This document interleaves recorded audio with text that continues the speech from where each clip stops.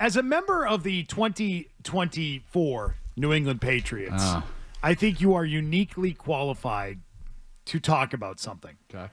And that is, how much better do you believe things are culture-wise, accountability-wise, just functioning as a football team day-to-day now versus where this team was a year ago?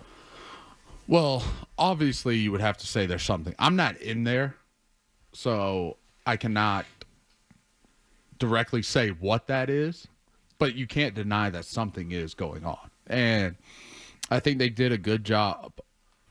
Like Stefon Diggs, to me, whatever, he could go for 2,000 yards this year. What I've seen from him on the leadership side, to me, is greater than whatever he'll do on the field. I'm stunned by it. Yeah, I'm not stunned that I didn't believe in it, but like you read just everything. didn't know what you were getting. You hear people in the league talk about it, like Breers talked about it, where he was unhappy and this and that. And things didn't work out in Buffalo and didn't work out in Minnesota. Didn't work out obviously in Houston because he got hurt.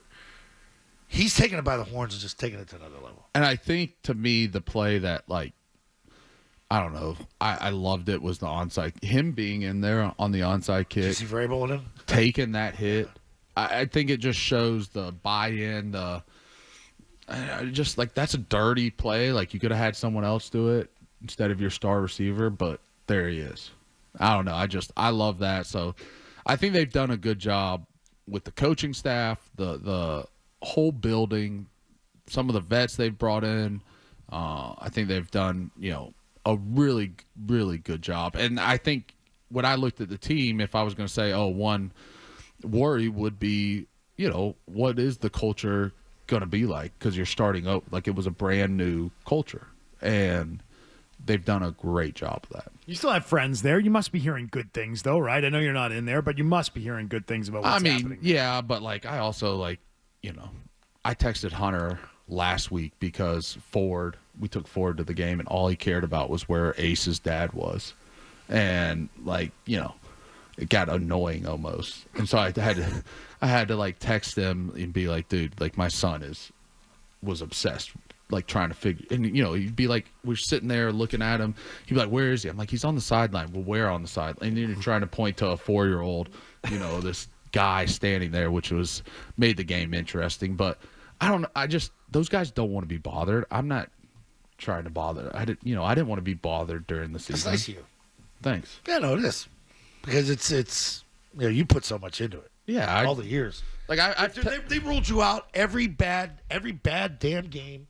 You're the first guy to face the music. Nobody else did. That was fun. Yeah, I felt bad for you. I told you that. I got gray hairs because of that. Now I had some nice color in my. I'm getting a lot more grays now. I think that's a lot to do. You think it was all that tough questions from Steve Burton? The last few Dan Roach. The last few, Dan loved leading off the press conferences. Well, he's got to get that sound, so you get on the clip, the video. I like Dan though. Oh, he puts the work in. All right, so what's your big takeaway from yesterday? What is it? We've got a really good football team. We've got in all phases of the game. Like I thought when we threw the interception, I was like, oh, hell, here it goes. The way Tampa is, Baker, like, that's the classic Bucs go down and figure out a way to win the game after that interception. I got nervous when they got to the 28. I was just. I'm like, you got to be. And then what do you see? Sack. The defense bows their neck. Yep. And to me, that's another thing, this football team, the resiliency we've seen from this football team this year, they don't let things affect them, I feel like. And they do a good job of, if something's bleeding, stopping the bleeding. And look, like, there's going to be those times where the defense is going to give up 45 and you got to score 48. Or the offense is going to be struggling and do something like that, and you got to go make a play on the defensive side of the ball.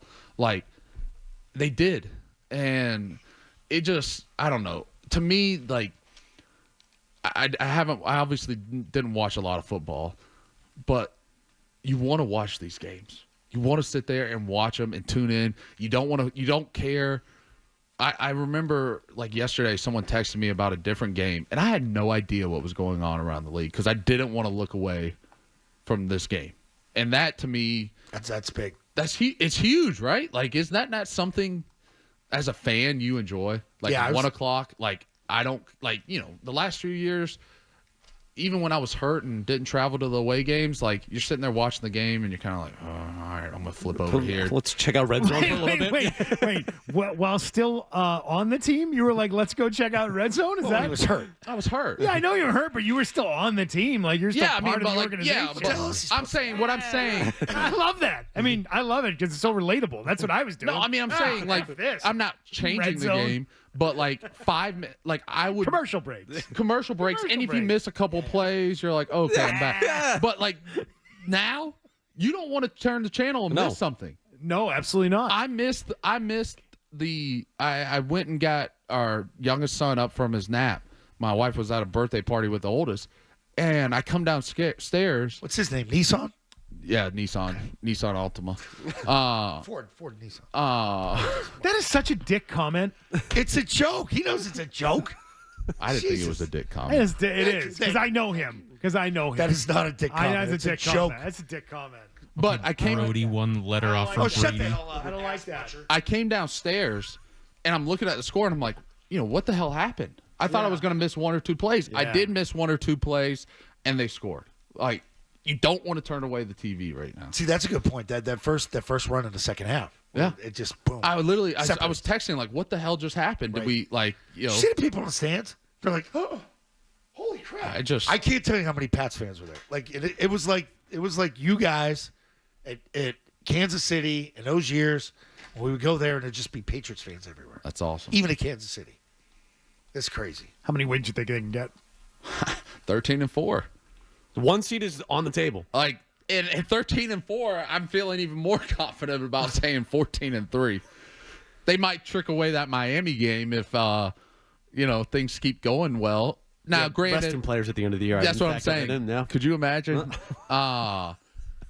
This Baltimore game is now one that you got to look at. Is that the one? I like that, Zoe. I like that. Is that the energy. one? No, I mean, but when we were doing this 2 weeks ago, 3 weeks ago, right? You're sitting there like, Baltimore, that's over now. But now, Lamar's back. They're getting some people back. Like, That'll be a fun week.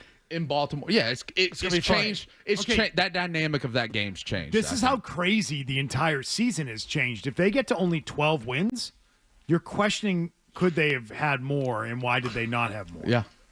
Instead of 8, and they could have had 10. Yeah. You I know, mean, you're sitting there. McCone said 11. We all laughed at him. If they end up with McCone 11, knows ball, though. yeah, no, he absolutely does. Come on. Sure does. If they end up with 11, we're pissed. Aren't we pissed if they only win 3 more games? Yeah. Yes. Yeah. Their Yes. season fell apart if they get to 11. That right now, it's different than the 21. I think this football team is a lot better than we were in 21. But if you're sitting there now and you get to 11, something like 21 happened. Can I ask you a serious Yeah, question? you guys crapped your pants. At the end. Yeah, we did. So I remember 9-4. That's a dick. We went to Indy. You guys were coming off the bye. What were players bitching about that? The way you guys were worked coming off the bye week. Bye There's some weeks. grumbling. Yeah, I mean there was a lot of grumbling that year because that was the year of the influx of free agents. Okay. Right. Oh, yeah. The big offseason. Yeah. Interesting. And That's a money thing, you mean? Or no, I'm saying like, you had usually, right? You had this core nucleus of Yeah. guys, right? And then you would the bring buy? You're talking about the buy-in. Yeah, Yeah, like, okay, I got you. and there I was got you. buy-in, but then you had these guys that were from different But organizations. we didn't do it this way. Yeah, we didn't do it this way, and so you had like, you had still some of the old head of like me, Devin, and Slate. Like, well, yeah, we're gonna be in pads not every day, but every week we're gonna be in pads. Just once, yep. We're gonna work 2.5-hour practices on Wednesday and run and hit and tackle and do all the classic Bill Belichick football you can do. And so the bye week, a lot of teams, what happens on the bye week? Full week off, 1 day, 2 days. Like, Bill, if you can get 4 days off, you're going to work for 3 of those a lot of times, or 2 of those. And you're going to grind. You're going to condition. Yeah. You're going to be in pads probably. That's just part of Bill Belichick and the way we did things for a long time. And you know what? The makeup of the team, the fact the draft was not good, you had to go get those type of players. And you had to That's do his own that. fault. Yeah. You had to do that this year too, Yep. But I think, it being a new culture, you don't get that dynamic, the old versus new culture kind of thing, you would say.